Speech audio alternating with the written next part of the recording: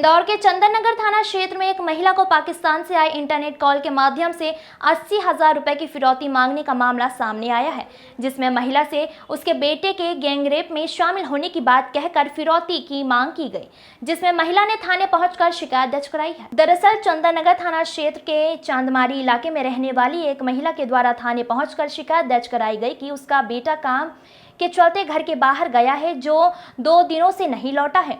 वहीं उसके बेटे के संबंध में उसके पास पाकिस्तान से एक नंबर से इंटरनेट कॉल आया, जिसमें सामने वाला व्यक्ति ने उसके बेटे के गैंगरेप में शामिल होने की बात कहते हुए महिला से 80,000 रुपयों की मांग की गई। इस दौरान फोन पर सुनाई गई, जिसके बाद महिला की शिकायत पर चंदन नगर पुलिस ने मामले को गंभीरता से लेते हुए उसके बेटे की तलाश शुरू कर दी। तो वहीं देवास में काम करता हुआ मिला, जिससे पूछताछ की गई तो उसने इस तरह के कॉल आने के संबंध में कोई भी जानकारी ना होना बताया गया।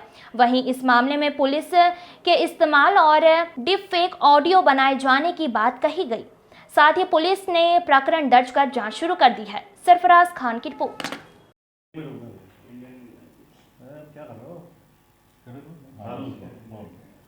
सर, चंदन नगर में एक मामला सामने आया है, किस तरह का पूरा प्रकरण है और फिलहाल इसमें क्या कार्रवाई की गई?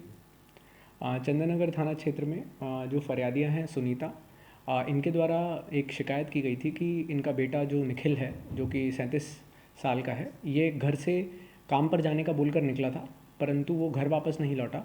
और फिर इनके मोबाइल पे एक जो VOIP नंबर होता है +92 वाला स्टार्टिंग, अमूमन ये जो +92 वाली डिजिट्स हैं VOIP की, ये पाकिस्तान ओरिएंटेड VOIP नंबर्स रहते हैं।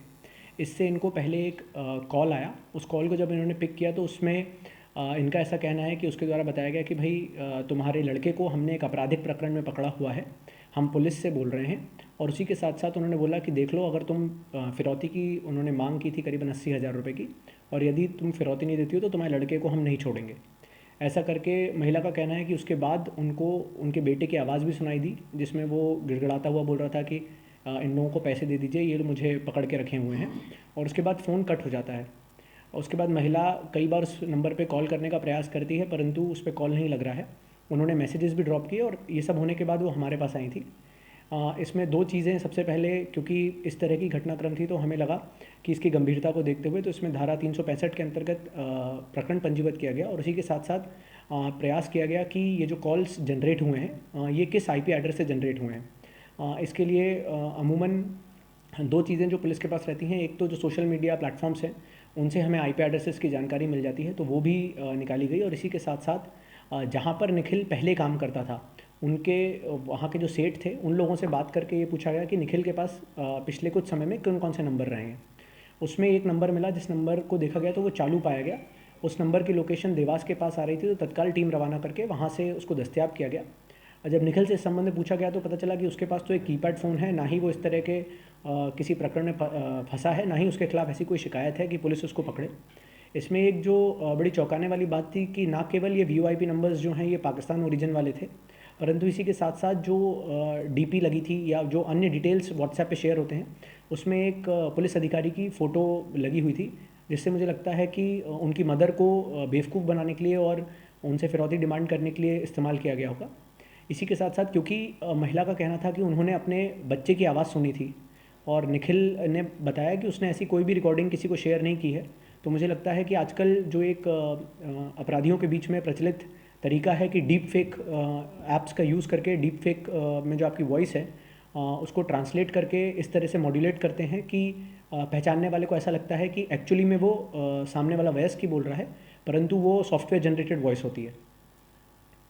सर, इसमें जो IP एड्रेस का जो एड्रेस निकला है उसमें कुछ जानकारी मिली है? इसमें कुछ जानकारियाँ अभी हमें व्हाट्सएप से प्राप्त हुई हैं, हम लोग उसको ट्रैक कर रहे हैं।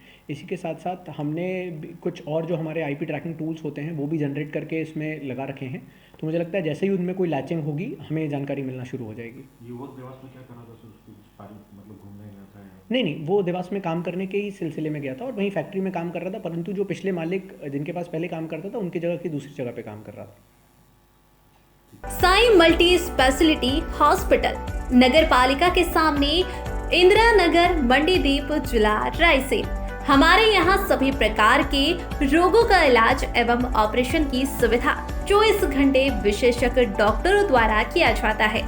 महिला रोग, शिशु रोग, हड्डी रोग, सांस एवं दमा रोग, ENT रोग, प्लास्टिक सर्जन, BP शुगर रोग विशेषज्ञ उपलब्ध है।